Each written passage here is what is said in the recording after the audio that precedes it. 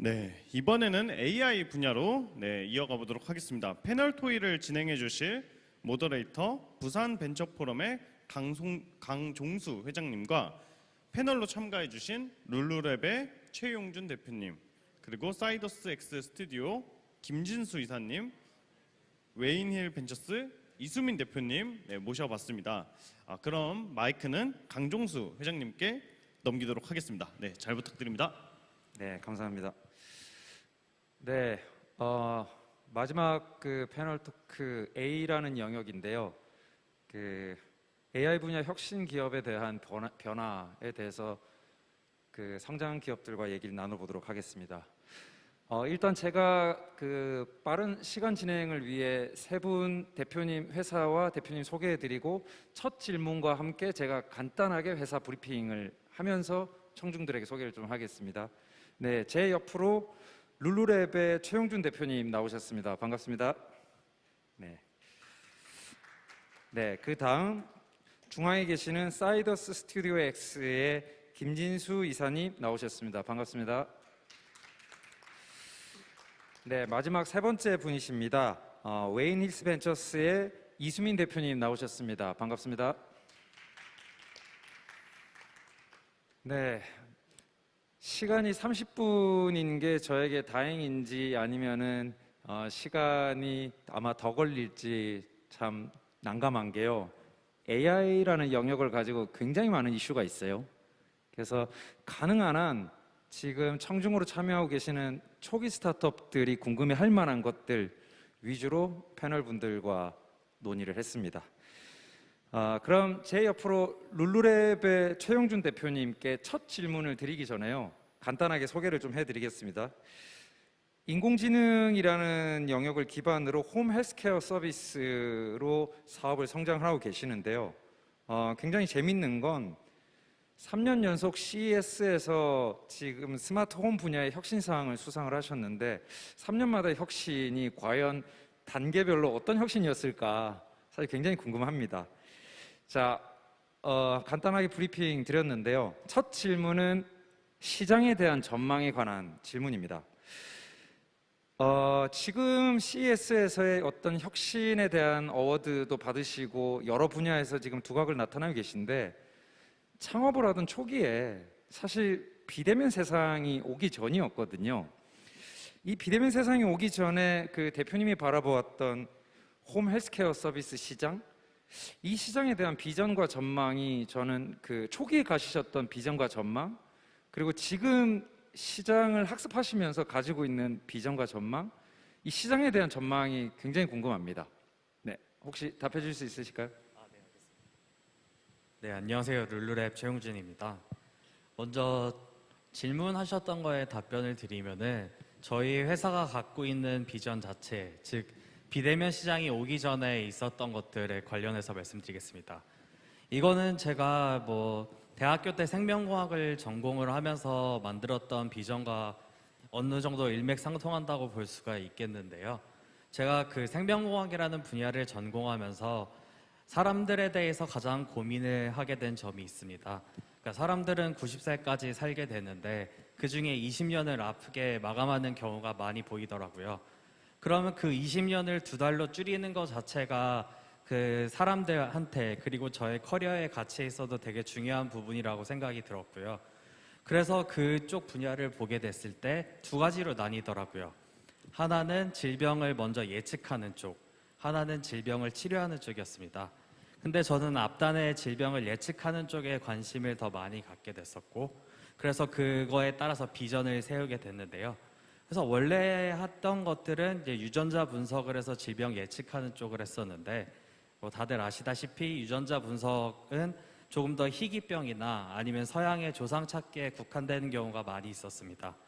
그래서 보다 많은 사람들이 질병을 예측하기 위해서는 어떤 바이오마커가 있는지 보다가 얼굴 전체 피부 데이터의 그 가능성을 보게 됐었고, 그래서 저는 이런 피부 데이터 기반의 질병 예측을 하는 회사를 만들겠다라는 비전을 세우게 됐었습니다.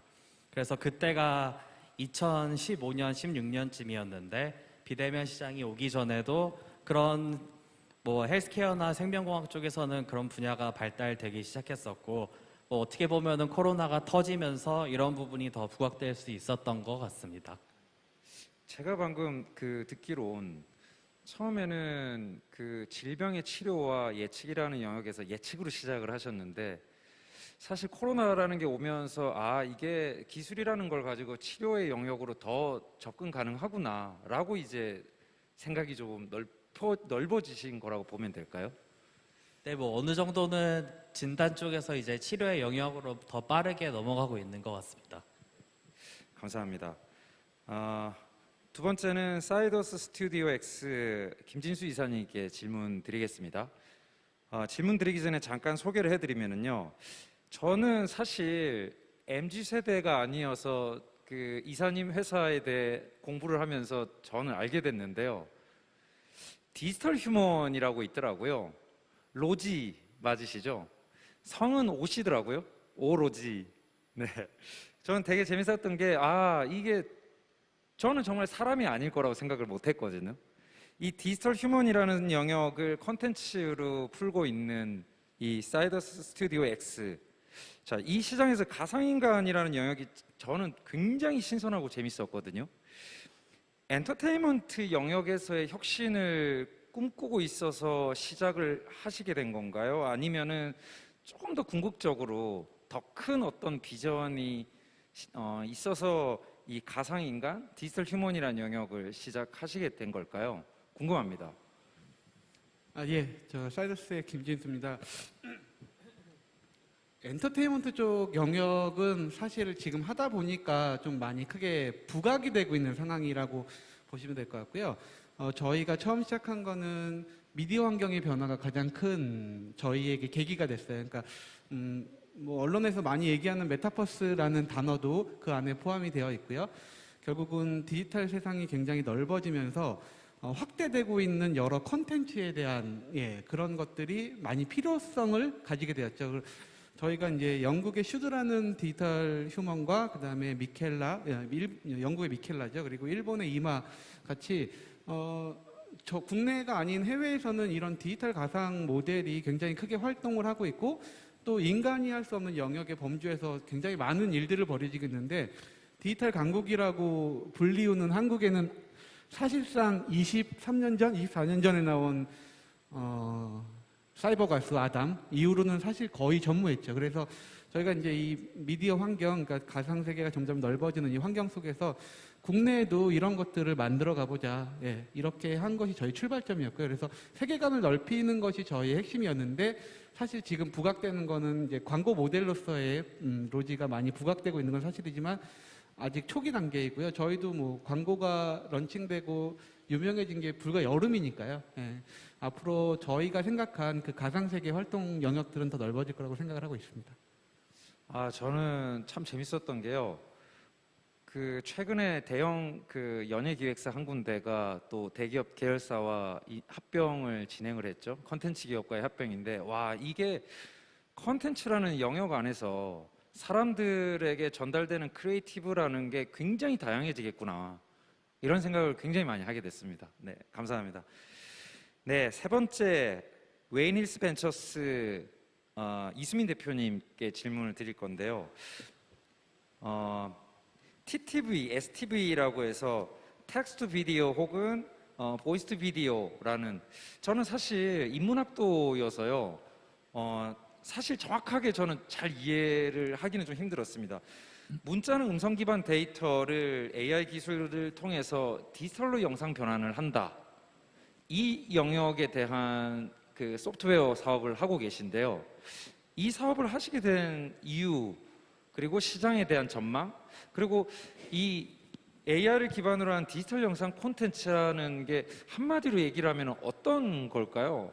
좀 쉽게 혹시 말씀해 주실 수 있을까요?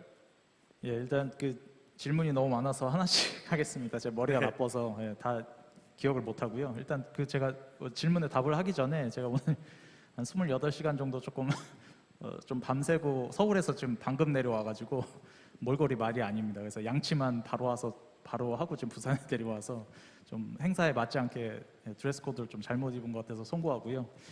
질문 잠깐 말씀드리면 저희는 이제 TTV라는 텍스트 투 비디오를 이제 알고리즘을 저희는 이제 2019년도에 스타트를 했고 결론서부터 말씀드리면 이제 엔드 유저나 디맨드들이 결론은 이제 정보에 대한 텍스트 데이터들을 텍스트의 피로도가 워낙 많다 보니까 이런 텍스트 리포트 문서들을 로우 데이터들을 이제 메타 데이터로 바로 자동 변환해주는 이제 비주얼라이징 베이스로 현재 저희는 이제 워킹을 했었고 두 번째는 이제 앞으로 사람들이 정보에 대한 영상들이라던가 정보 제공들을 다 컨텐츠에서 받길 희망하시거든요. 뭐 이 시간에 엔드 유저나 디맨드들이 책을 많이 읽을까요? 1년에 얼마나 읽을까요? 뭐 블룸버그나 가트너나 맥킨지에서 나오는 전략 리포트들을 얼마나 읽으실 것 같으세요? 거의 대부분 잘 이해 못 하시거든요. 그런 것들을 시각적이고 직관적으로 비주얼라이징 하는데 저희는 이제 NLP하고 그 ML 머신러닝 기반으로 빠른 텍스트 리포트 문서들을 바로바로 이제 직관적으로 영상 콘텐츠로 자동 변환해 주는데 이쪽에 이제 저희가 투여된 것들이 물리적인 시간이 꽤 많았고요. 그걸 통해서 이제 저희는 이제 B2B 엔터프라이즈를 한국에서 좀 빅컴퍼니대로 이렇게 뭐 삼성, LG 다양한 이제 빅컴퍼니 은행권, 파이낸스 뭐 헬스케어, 바이오 쪽 진행하면서 저희는 오히려 이제 팬데믹 때문에 단순한 저희는 회사는 이제 스케일업이 아니라 레버리지 간 케이스거든요, 사실이요. 그래서 저희는 이제 팬데믹이 오래 가면 안 되겠지만 결론은 이제 앞으로 컨텐츠를 굉장히 많이 보셔야 되고 그런 컨텐츠를 이제 보시는 게 아니라 만들고 싶어하는 갈증들이 지금 이 시간에 굉장히 많이 생기고 있거든요. 그리고 이제 만들고 싶은 게 아니라 이제 그 컨텐츠가 만들어지면 돈을 벌고 싶어 하시는 그런 그 갈증들이 되게 많아지셔서 그러면서 저희 회사는 조금씩 이제 한 2년 정도 됐는데 성장을 한 것 같고요. 두 번째 질문이 뭐였었죠? 아니요, 방금 다 말씀 다 말씀해 드렸나요? 주셨습니다. 예, 예. 네네. 네. 제가 질문을 좀 길게 드렸나 봅니다. 네네네. 네, 감사합니다. 네. 네, 두 번째 주제를 제가 좀 말씀드리겠습니다. 이제는 본격적으로 각 기업별로 하고 있는 혁신, 차별적인 부분들 이런 부분들에 대한 얘기를 비즈니스 모델에 대한 얘기를 좀 해보겠습니다. 룰루랩에 먼저 좀 드리겠습니다. 최영준 대표님, AI를 기반으로 데이터 분석 솔루션을 제공하는 회사들이 꽤 있는 걸로 알고 있습니다. 그 중에 룰루랩이 이뤄내고자 하는 혁신은 어떤 종류, 그리고 또 앞으로 목표는 어떻게 되는지를 좀 알 수 있을까요? 네. 저희 회사는 아까 서두에 말씀드렸다시피 얼굴 전체의 피부 데이터를 기반으로 해서 궁극적으로는 사람의 변화되는 피부 데이터를 분석해서 질병을 예측한다라는 비전을 갖고 있고요. 그렇기 때문에 저희는 단순하게 피부를 분석해서 솔루션을 제공하거나 아니면 이것을 화장품에 국한시키는 게 아니라 명확한 목표를 세우고 거기에 맞춰 있는 차별화를 갖고 있습니다.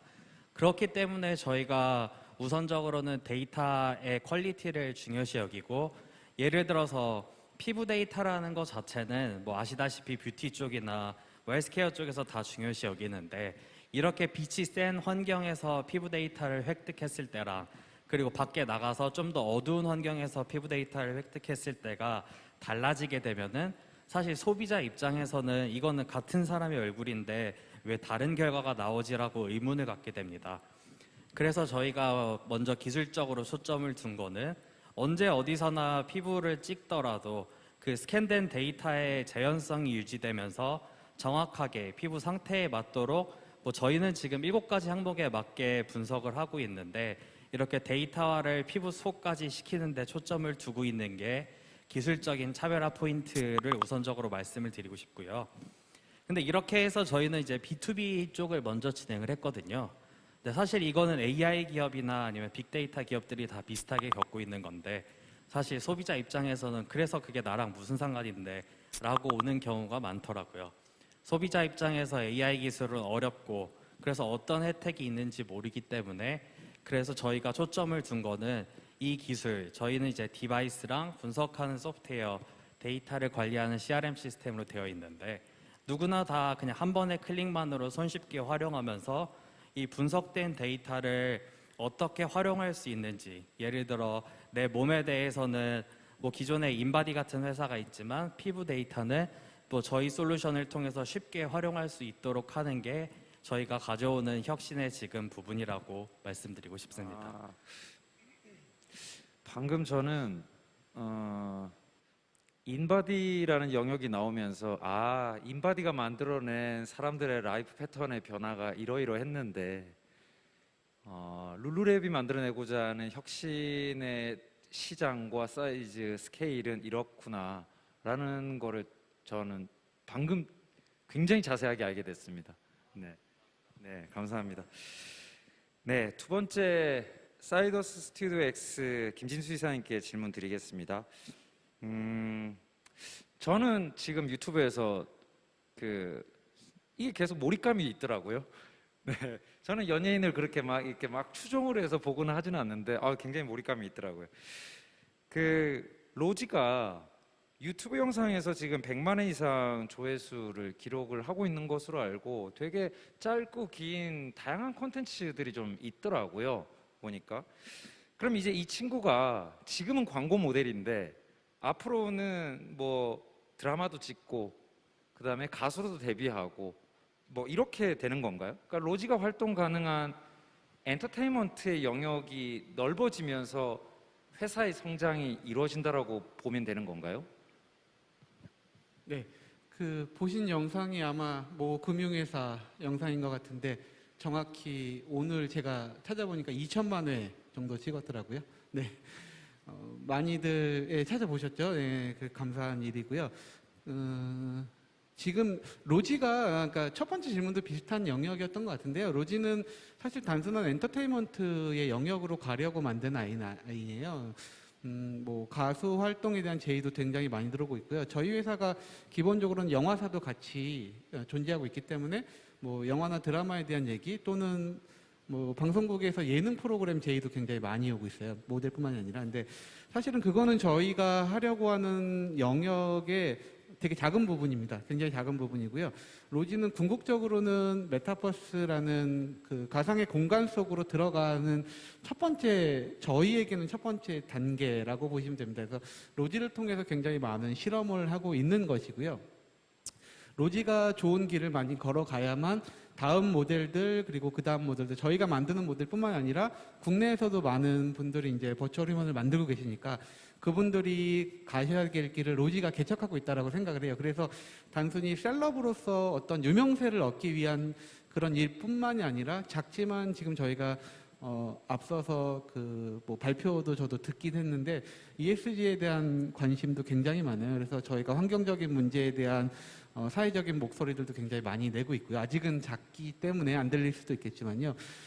그리고 사회적으로 선한 영향력들을 계속 발휘하면서 저희가 궁극적으로 추진하는 것들은 셀럽으로서 사랑받는 것도 중요한 포인트지만 가상인간이라는 자체가 인간에게 어떠한 도움을 주는 존재구나라는 걸 느끼게끔 하는 게 저에게 가장 큰 목표예요. 그래서 가상인간이 인간들이 만들어낸 새로운 돈벌이의 수단이 아니라 가상인간이 사람과 공존하고 함께 살아가면서 우리에게 어떠한 즐거움의 영역도 주고 또 작지만 우리에게 어떤 도움도 주는 존재로서 이렇게 만들어 나가는 게 저희 로지가 할 일이라고 생각을 하고요.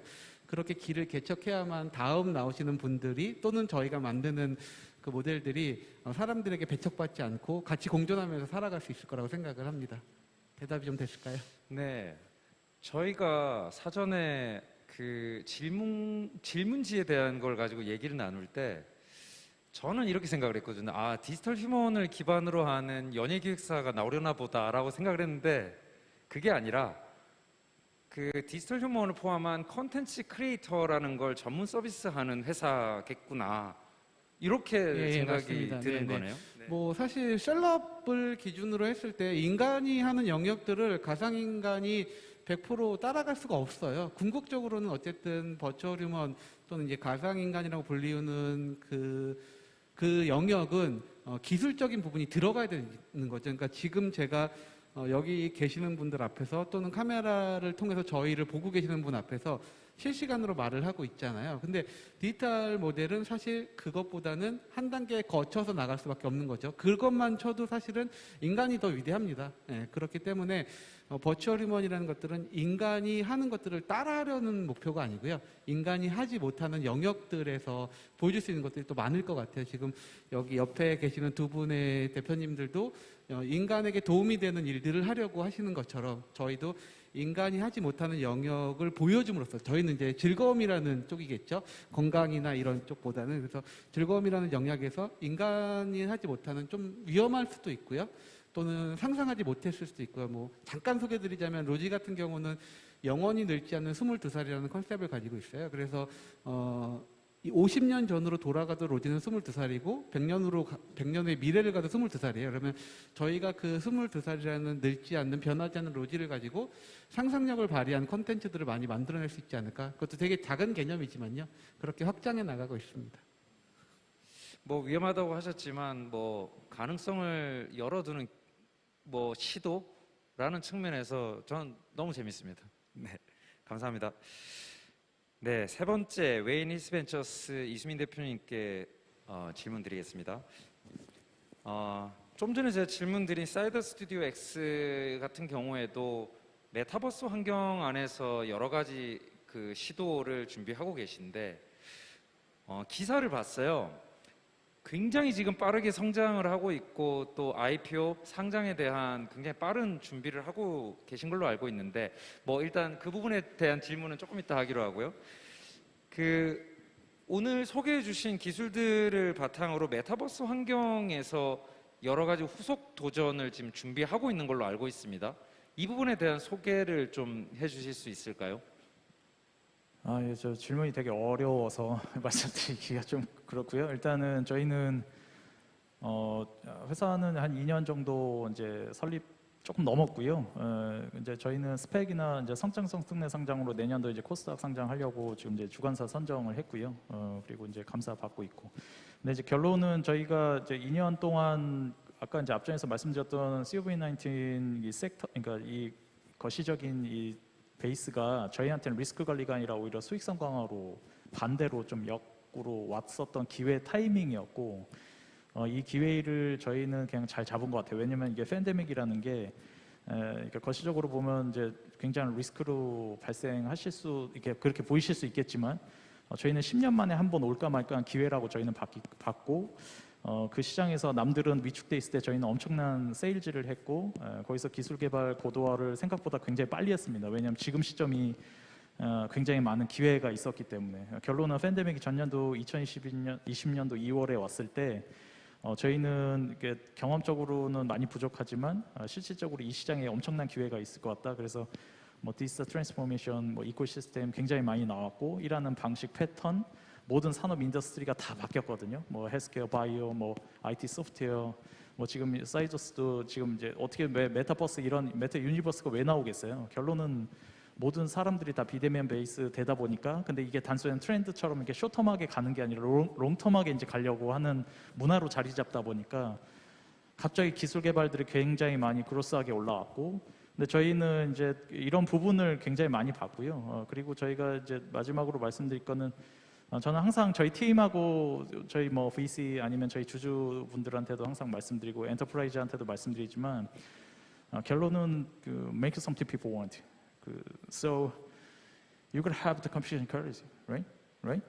그러니까 사람들이 필요한 서비스 빨리 만들어야 되고 그 모델의 서비스에 이제 확신이 있어야 되거든요. 그래야 이제 그 서비스가 레버리지가 되든 그로스 되든 스케일업이 돼서 빠르게 워킹하는 것들이 돼서 그게 캐시플로우로 연결이 되고 단순한 성장이 아니라 퀀텀 점프할 수 있는 이런 시기 타이밍을 각 내부에서 팀이나 거시적으로 미시적으로 잘 판단해서 이걸 수익성 강화로 가느냐 리스크 관리로 가느냐 이런 판단을 굉장히 많이 해야 돼요. 근데 이제 엔터프레이너나 파운더들은 어쨌든 그 부분을 결정을 해야 되기 때문에 근데 저도 무섭습니다. 1년, 2년 가면서 저희도 이제 팀이 이제 21명 정도 되는데 올해는 한 100명 정도 저희가 사람을 또 굉장히 좋은 멤버들을 이제 유치하려고 하고 있고 하루하루가 사실 무서워요. 근데 지금 30년 엔터프라이즈, 그러니까 빅컴퍼니 대기업에서 30년 경영하신 분들도 바로 앞을 잘 모르세요. 비전 전략 내년도에 세워보자 1년, 2년, 3년 세운다고 했을 때 증권사 애널리스트도 요즘은 인사이트 있게 내년도 시장을 잘 예측을 못 하거든요. 그러니까 이런 시장에서 리드를 할 수 있고 그로스하게 올라갈 수 있는 거는 결론은 기술 개발, 아시겠지만 기술이 없는 회사는 이제 소위 얘기하는 모멘텀이나 성장 동력이 그게 좋지가 않습니다. 상장 회사들 시가총액 높이려고 엄청나게 노력하지만 기술이 있고 없고 차이가 이 밸류에이션 차이가 앞으로는 엄청나게 많아질 거로 저희는 보거든요. 그래서 아까 이제 질문 주셨던 거에 뭐 성장 방정식이라던가 이런 뭐 많은 기회들이 있지만 결론은 주주분들 그리고 엔드유저나 디맨드들 그다음에 지금 이 시간에 아까 말씀드렸던 make something people want, 그러니까 사람들이 필요한 서비스를 지금 이 시간에 진짜 실시간 리얼타임으로 만들어서 그걸 돈으로 연결할 수 있는지 이 부분이 패스트하게 굉장히 빨리 돌아가게 되면 생각보다 빠르게 성장이 되고 그게 1년이 됐든 2년이 됐든 3년이 중요한 게 아니라 물리적인 시간은 계속 들어가는데 얼마만큼 성장하는 데는 빠른 결정하고 액션밖에 없더라고요. 그래서 그런 것들을 뭐 고객사나 클라이언트나 아니면 저희 지금 기다리고 있는 해외 쪽 이스라엘, 인도, 중국, 상하이, 뭐 비엔나, 호치민, 미국 동부 서부 쪽 이런 쪽으로 이제 빨리 넘어가서 좋은 서비스를 해서 뭐 대박 나는 회사 그리고 저희 항상 제가 얘기하는 저희 회사도 이제 투자로 운영이 되고 있기 때문에 그리고 이제 부산 같은 경우에 저희는 이제 서울에 있는 기업이지만 부산 내려와서 이렇게 또 이렇게 세션이나 이런 연사로 참여할 수 있는 거는 저희가 또 부산시라던가 부산경제진흥원, 부산 창조경제센터 또 저희 2대 주주가 BNK 그 금융지주 쪽이시다 보니까 항상 이런 자리 있을 때 뭔가 스타트업이나 아니면 테크 쪽 아니면 이걸 보시는 분들한테 조금이나마 도움이 될 수 있는 뭔가라도 저희 경험했었던 것들을 근데 저희는 이제 1년, 2년 동안 남들이 한 3년, 5년, 한 7년 동안 해야 될 것들을 좀 빠르게 답습이 돼서 이런 아웃풋이 나와서 좀 이렇게 연사를 하는 것 같고요. 내년도에는 저희가 이제 IPO를 가려고 합니다. 그래서 그 부분에 있어서 또 많은 분들이 도와주셨는데 앞으로 더 많이 도와주셔서 저희가 단순히 성장이 아니라 뭐 아시겠지만 회사가 유니콘이 되냐 안 되냐는 뭐 어떤 판단을 하느냐 따라 틀리겠지만 누굴 만나느냐 누구하고 같이 하느냐 이런 데서 이제 판이 바뀌는 것 같아요. 그래서 그런 부분을 조금 더 적극적으로 많이 하려고 하고 있고요. 지금 이걸 보시는 분들도 다양한 사람들 많이 만나고 그리고 지금 이 시간에도 뭐 굉장히 많이 고민하면서 사업 이끌어 가실 텐데 저는 앞으로는 스타트업이 단순한 트렌드가 아니라고 봐요. 이게 문화로 자리 잡혔고 기술이 있는 회사들은 엔터프라이즈든 시가총액 큰 회사들하고 빅컴퍼니들하고 같이 일할 수 있는 환경, M&A도 하고 이런 환경들이 나와서 오히려 사업하기도 되게 좋은 것 같고 지금 이 시간을 최대한 즐겼으면 좋겠습니다. 대표님, 좀 전에 질문을 드리면서 답변해 주신 내용 중에 네네. 그 성장 크로스에 대한 해킹을 굉장히 빠르게 실행하고 또 리스크에 대한 레버리지를 네. 얼마나 잘 감수해내서 그 다음 또 성장 단계로 가느냐 이런 사실 제가 받아들이기엔 그 조직 운영, 조직 문화에 대한 부분들도 살짝 저는 좀 느껴졌었거든요. 네네. 그래서 저는 바로 질문을 그냥 바로 네. 이어서 하나 네, 드릴게요. 이 정도 성장에 대한 테이킹을 하는 회사면 조직 운영에 대한 미션이 되게 재밌을 것 같아요. 네. 제가 되게 기사에서 재밌게 읽은 거는 판교, 강남, 공덕, 마곡 이곳에 직원의 집에서 가까운 그 오피스로 출근하는 게 있다라고 하는데 이러면 좀 통솔력이 떨어지거나 네. 좀 장단점이 좀 있지 않아요? 아, 왜 네, 이런 네. 정책을 가지고 가실까요? 네, 저희가 팬데믹 들어가기 전서부터 이제 그러니까 문화가 되게 중요하잖아요. 그러니까 결론은 기술이 사람한테 나오는 거고 모든 세일즈라던가 모든 매출 연결이 다 사람하고 이루어지는 거기 때문에. 근데 이제 펀더멘털 자체가 지금 우리 임직원이나 저도 마찬가지고 멘탈과 마인드셋이 굉장히 건전해야 돼요. 헬스해야 되고. 스트레스 레벨 많아져서 어떤 판단을 할 때 흐트러졌을 때 저는 최대한 사색을 그러니까 많이 걸으려고 하고 있거든요. 그러니까 결론은 말씀하셨던 모더레이터 우리 그 사회자님께서 말씀해주셨던 저희가 이제 서울에 있지만 팬데믹 들어오기 전서부터 리모트 워킹 컬처를 했어요. 그러니까 본인 자택에서 가장 가까운 거리에서 20분, 30분 내에 출근할 수 있게끔 출퇴근할 수 있게끔 그게 임직원분들이라던가 이게 HR 관점에서라기보다 저도 직장 생활을 해봤지만 출퇴근에 대한 그 스트레스 레벨을 처음부터 낮춰주는 게 그 출퇴근이거든요, 사실은. 그러면 결론은 저희가 샐러리 연봉 뭐 많이 드리고 스탁옵션 드리고 이런 베이스도 있겠지만 결론은 본인이 가장 실질적으로 일하는 패턴이 환경이 조금 나쁘지 않고 근거리에서 일할 수 있게끔 그리고 뭐 소위 얘기하는 아침, 점심, 저녁 줄 수 있는 그러니까 본인들이 저희 임직원들이 조금 회사에 와서 뭐 일하는 베이스도 중요하겠지만 결론은 자택 가까운 데서 일할 수 있게끔, 그리고 돈을 덜 쓰게끔 하는 거. 예, 제가 약간 제 거 잘 못 챙기고 남 챙겨주는 거에 좀 팔자가 그렇게 돼 있어서, 예, 남 챙겨주는 거에 약간 그런 베이스다 보니까 저희 임직원들이 최대한 돈 안 쓰게끔 하는 게 하고 돈 걱정하는 게 제가 싫어요. 예, 그래서 저희 팀들한테는 최대한 샐러리나 연봉을 다른 뭐 대기업 수준처럼 많이 드리려고 하고 있고, 제가 2년 동안 이제 그 매출이라던가 이런 것들이 좀 많이 돼서 최근에 이제 저희가 또 이제 서울 마곡에 사옥도 이제 구매를 했습니다. 그래서 저희가 이제 집 있는 이제 회사에 사옥이 있는 그래서 이게 결론은 오피스에 대한 로컬을 이제 인프라를 이렇게 다양하게 넣을 수 있는 것들도 사실 이제 직원들, 저희 임직원들, 러블리 멤버들도 믿어서 그렇게 간 거고, 업무하는데 전혀 어려움이 없는 것 같아요. 예, 그리고 뭐 아시겠지만 한국은 사실 사업하기가 되게 좋은 거예요. 여기 계신 분들, 뭐 여기서 어그리 하시는 분도 있을지 모르겠지만, 한국은 로컬 비즈니스 하기 정말 좋은 환경이, 뭐 당연히 부산도 있지만 대한민국은 서울의 중심이 돼 있습니다. 이 지역 균형화가, 그러니까 지역이 약간 불균형이 된 게, 모든 파이낸스, 뭐 예를 들어 뭐 VC, 뭐 엑셀레이터, 아니면 대기업 엔터프라이즈 빅 컴퍼니가 다 어디 있나요? 대한민국에 서울에 있죠. 서울의 강남에 있고 여의도에 있고. 그러니까 엔터프레이뉴는 결론은 서울에만 굉장히 많이 집중하면 돼요. 예. 집중하다 보면 성과를 낼 수 있습니다. 근데 반대로 뭐 미국 동부나 서부 같은 경우에는 뭐 1000km 비행기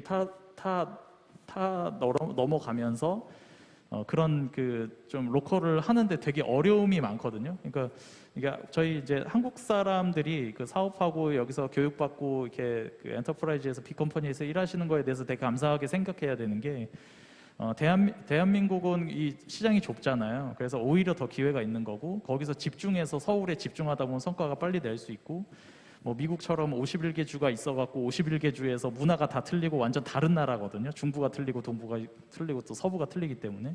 그래서 결론은 저희가 이제 그런 베이스를 좀 HR 관점에서 많이 시도를 했고요. 예, 그게 이제 성과로 나왔고, 러블리 멤버들이 성과들을 잘 내줘서 저희가 2년 쪽으로 성장을 많이 한 것 같아요. 네. 스트레스 내성을 낮춰준다라는 점이 저는 되게 흥미로웠습니다. 네, 그러니까 제가 심리학적으로 약간 조직 심리나 인지 심리를 공부했던 게 뭐냐면, 엔터프레이나 파운더들은 사람을 연구를 해야 돼요. HR 관점에서. 왜냐하면 그렇죠. 사람의 심리 네. 패턴이 이제 높고 낮음에 따라서 이 리텐션이, 그러니까 텐션 자체가 굉장히 그러니까 그로스하게 유지를 잘 해주면 그만큼의 심리적으로 일하는 패턴들이 되게 좋아지거든요. 헬스해지고 더 펀하고 재밌고, 사람의 마음의 벽 없이 편하게 얘기할 수 있고, 이걸 만드는데 되게 오래 걸리면 안 돼요. 그래서 이거를 서로 너가 내가 뭐 나이가 많고 커리어가 높고 레퍼런스가 이렇게 많고 이런 게 중요한 게 아니라, 어쨌든 우리 목표는 똑같아요. 저희 네. 서비스를 어떻게 쓰는 make something people want, 계속 서비스, 사람들이 필요한 서비스 만드는 거. 네. 그 문화를 빨리 주는 게 가장 중요한 것 같아요. 네, 감사합니다. 룰루랩의 정영준 대표님께 좀 여쭤보겠습니다. 이게 듣고 있는 청중이 사실 초기 단계 스타트업들 후배들이 많이 있는데요.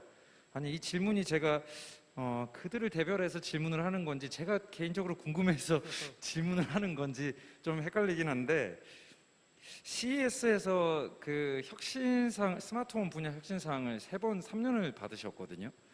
근데 그 3년이 한 가지의 혁신에 대한 걸로 받지는 않았을 것 같아요.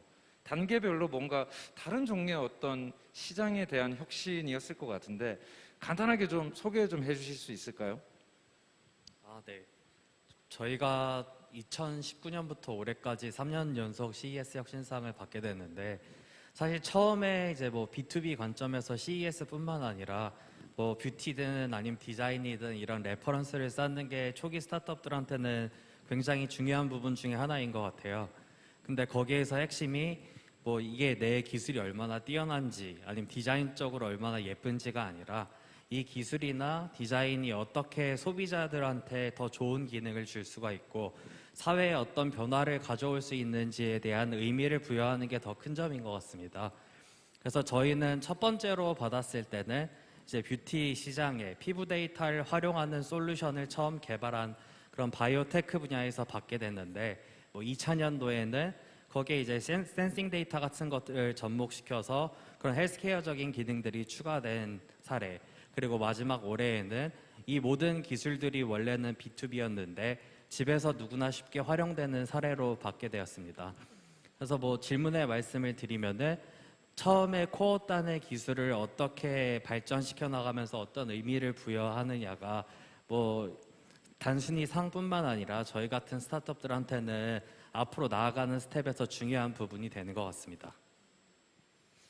제가 받아들이기론 단계별로 전혀 다른 종류의 혁신이라기보단 시장에서의 혁신의 크기와 그 디테일을 점점 높여나가는 게 인정을 받았던 거 아닌가라는 생각, 그렇게 보면 되는 거겠죠? 네, 맞습니다. 네. 이게 아마 이 극초기 단계 투자자에서 시리즈 B 그 다음 라운드까지 가는 투자자가 보고 싶어하는 그 투자한 회사가 갖춰 나갔으면 하는 어떤 그 혁신의 디테일이 아닐까, 뭐 그런 생각을 좀 해봤습니다. 네, 사이더 스튜디오 X 김진수 이사님께 질문을 좀 드리겠습니다. 준비한 모든 질문을 사실 다 드리기가 좀 애매해서 아까 웨이니스 벤처스의 이수민 대표님께서 이 조직 구성, 조직 문화에 대한 걸 말씀 주셨기 때문에 저는 또 조금 사적인 질문일 수도 있고 대중들이 궁금해하실 질문일 수도 있는데, 아까 화면을 잠깐 봤어요. 이 로지라는 캐릭터를 처음 구현을 할 때 결국 사람의 표정을 기반으로 로지가 스스로 학습을 하는 AI라는 영역에서 구현이 됐더라고요. 근데 제가 궁금한 건 이게 데이터를 기반으로 굉장히 대중성 있는 캐릭터와 외모를 저는 부여했을 것 같거든요. 이렇게 창조한 데는 좀 어떤 정보나 데이터를 기반으로 이런 캐릭터여야 된다라고 생각하신 좀 비하인드 스토리, 내부에서의 어떤 그 회의상에서 나올 만한 어떤 얘기들 좀 들을 수 있을까요?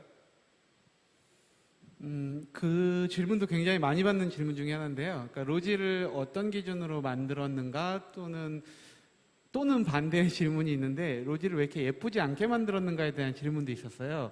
그러니까 사실상 제가 이렇게 뭐 공식적인 자리에서 말하기는 좀 부담되지만 전형적인 미인이라고 불리우는 뭐 저희들이 많이 알고 있는 그런 미인상의 얼굴은 아니라고 저도 인정을 하고 있고요. 그런데 처음부터 그렇게 생각하진 않았습니다. 그러니까 로지 같은 경우는 정확한 타겟점이 있었고요. 로지를 좋아해 줄 만한 타겟은 MZ세대라고 저희는 처음부터 규정을 하고 시작했습니다. 이게 앞에서 말씀드린 것과 계속 이어지는 얘기인데요. MZ세대를 타겟으로 잡은 이유도 로지를 저희가 이제 오픈하고 활동하고자 하는 공간 자체가 메타버스라는 공간이기 때문에 그 공간에서 가장 활발히 활동하는 친구들이 바로 이제 MZ세대라고 생각을 했고요. MZ세대 친구들이 좋아할 만한, 또는 MZ세대들이 부담을 느끼지 않을 만한 뭐 이 정도의 간격일 수도 있겠는데요. 그런 것들은 당당함이라는 키워드로부터 시작을 했습니다. 사실 뭐 어떤 데이터를 가지고 뭐 여성분들을 이렇게 데이터화시켜서 이런 작업을 한 건 전혀 없습니다. 저희 친구들이 전부 MZ세대예요. 로지를 만드는 친구들이 뭐 사실 저 빼고는 굉장히 어린 친구들입니다. 30대, 구성원들이 20대. 매우 어리다는 말씀이시죠? 로지를 만드는, 실제 만들고 운영하는 친구들이 20대, 30대 친구들이고요. 다 30대도 MZ라는 단어에 거의 걸쳐 있는 30대라고 자기들은 표현을 할 정도로 어린 친구들이 많은데요. 그 친구들이 어떤 데이터를 갖고 만든 게 아니라 그 친구들이 바라봤을 때 이런 얼굴이어야 된다는 얼굴이 아니라 이런 자신감이어야 돼라는 부분이 저희에게는 핵심이었어요. 그래서 이런 얼굴이 아니라 나의 단점을 숨기지 않고 보여줄 수 있는 자신감. 머리가 조금 헝클어져도 주근깨가 얼굴을 가득 덮고 있어도 메이크업으로 자꾸 가리려고 하지 않고 당당하게 드러내고 정말 크게 웃고, 네, 이런 친구들의 모습들을 보여주고 싶어 했어요. 그 친구들이. 그랬기 때문에 그런 모습들을 저희가 구현을 한 것이고요. 그것들이 뭐 지금 현재에서는 딱 두 가지 얘기로 처음 서두에 말씀드린 대로 너무 매력적이다라는 단어와 왜 어떤 기준으로 얼굴을 만들었어요라는 질문이 많이 나오는 이유가 되지 않았나라고 생각을 합니다. 캐릭터가 외모를 오히려 창조한 셈이군요. 그럴 수도 있습니다. 네, 감사합니다. 네, 저희가 사실 준비한 질문들을 다 드리지 못했어요. 대표님들마다 한두 개씩 다 못 드린 것 같습니다. 이제 시간 관계상 좀 마무리를 해야 하는데요. 아무래도 이번 바운스에서 가장 많이 참여하신 청중들이 이 분야를 지금 이제 막 준비하고 계시는 후배 스타트업들이 많이 있습니다. 그래서 혁신의 최전선을 달리고 계시는 이 AI 혹은 컨텐츠 이 분야의 대표님들께 이 분야의 후배 기업들에게 혁신을 하기 위해서 중요한 거 메시지 짧게 하나씩만 좀 부탁드리겠습니다. 최영준 대표님께 먼저 부탁드리겠습니다. 먼저 이렇게 AI나 다른 쪽의 기술 스타트업을 하시는 분들께 드리고 싶은 말은 사실 스타트업을 하다 보면은 굉장히 어려운 시간이 많이 찾아옵니다. 근데 정확히 어떤 비전을 갖고 그 골에 대해서 나아가게 되면은 본인뿐만 아니라 같이 함께하는 팀원들도 그 비전을 바라보면서 이 가치가 어떤 가치를 갖게 되는지에 대해서 흔들리지 않게 되는데 그 비전과 코어 기술의 집중함 이 두 가지를 이제 상생하는 구조로 만들어 나가는 것이 뭐 시리즈 A, B, C에서 더 큰 유니콘으로 성장하시는 계기의 큰 골자가 될 수 있을 것 같습니다. 감사합니다. 네, 사이드섹스 스튜디오 김진수 이사님. 예, 저는 후배들한테 그런 얘기를 굉장히 많이 하는데요. 기술이라는 영역은 사실 굉장히 많이 발전하고 있고 우리가 꿈꾸는 모든 것들을 다 이루어주고 있다고 생각을 해요. 그래서 옆에 계시는 두 분 대표님 말씀 들으면서도 또 한 번 그런 생각을 하게 됐는데 기술이라는 것이 존재하는 이 세상에 상상력이라는 여러분들의 머리를 담아보면 어떨까라는 생각을 해봅니다. 그러니까 저희도 사실 로지를 만들게 된 거는 그러니까 로지를 만들고 구현하는 모든 기술은 이미 세상에 존재하고 있었어요. 저희가 새로운 기술을 개발한 건 아닙니다. 그런데 거기다가 사람처럼 활동할 수 있는 가상 인간이라는 걸 만들어 보자라는 상상력을 넣은 거죠. 그러니까 기술이 존재하는 곳에 내가 어떤 기술을 꼭 무조건 신기술을 개발해야지라는 압박감, 뭐 그것도 좋지만 그것보다는 이미 존재하는 기술 안에다가 새로운 상상력을 자꾸만 집어넣어 보시면 어떨까? 그러면 여러분들이 가려는 길이 너무 어렵지 않게 조금은 쉽게 그리고 조금은 빨리 갈 수 있지 않을까라는 생각을 감히 해봅니다. 감사합니다. 네, 감사합니다. 네, 마지막으로 웨이니스 벤처스 이수민 대표님. 예, 그 시장의 혁신을 답변 드리기는 참 아직 경험이 부족하고요. 네. 근데 저는 그런 것 같아요. 일단 제가 뭐 즉흥적으로 이렇게 생각을 해보면 어쨌든 시장 타이밍이라는 게 되게 중요한 것 같아요. 아시겠지만 인터넷 1999년도, 2000년도 때 생각나세요? 인터넷으로 와 우리가 음식을 인터넷에서 팔아서 돈을 벌 수 있어. 그때 아무도 그렇게 얘기 안 하셨어요. 제 기억으로는. 야 그거 다 사기당할 거야. 인터넷 TCP, IP 프로토콜 올라가면서 월드 와이드 웹 올라가면서 이메일 주고 받으면서 통신사 베이스가 굉장히 규모가 커지면서 그러면서 또 메신저가 역할을 하면서 그 메신저가 무료 기반으로 가면서 카카오톡이나 카카오가 되게 많이 커진 것처럼 사람들이 진짜 실질적으로 필요한 것들을 많이 만들어야 되는 것 같아요. 그게 되든 안 되든 여러 가지로 병렬로 쭉 나열해놓고 이게 될지 안 될지 될지 안 될지 이걸 고민하는 게 아니라 다 한번 쭉 만들어 봐야 될 것 같아요. 여기서 10개든 100개든 그 중에서 한 개, 두 개 그나마 하나 좋은 거 올라와서 시장에 뭔가 혁신을 주는 것 같은데 모르겠습니다.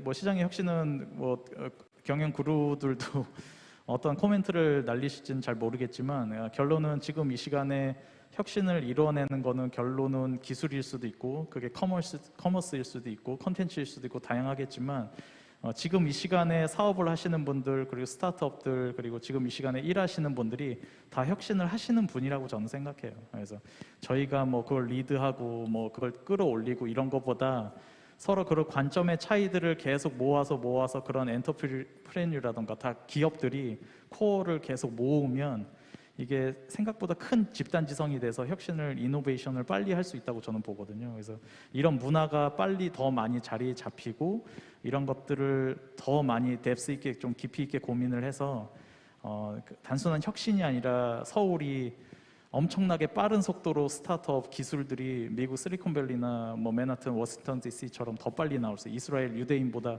더 빨리 나올 수 있는 그런 문화가 저희 한국에 저는 있다고 보거든요.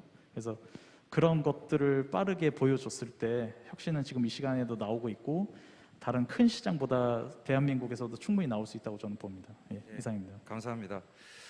물리적인 공간과 물리적인 특징을 넘어서 사람들의 라이프 스타일의 영역을 확장을 시켜주는 거, 그리고 그것은 어차피 올 수밖에 없는 미래라는 거, 저는 이런 부분들의 최일선에 뛰고 있는 회사들이 저는 혁신의 선봉장이 아닌가 싶습니다.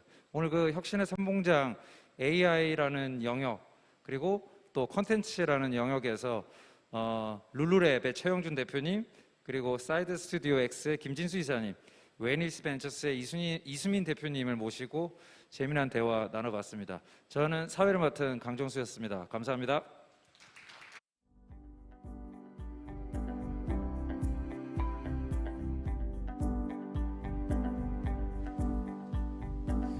네, AI에 관련된 심도 깊은 토의 너무 감사드립니다. AI 인공지능에 대해서도 많이 들을 수 있었지만 기업 문화와 운영, 기타 등등에 대해서도 많이 들을 수 있어서 생각할 거리들이 많은 그런 자리였던 것 같습니다.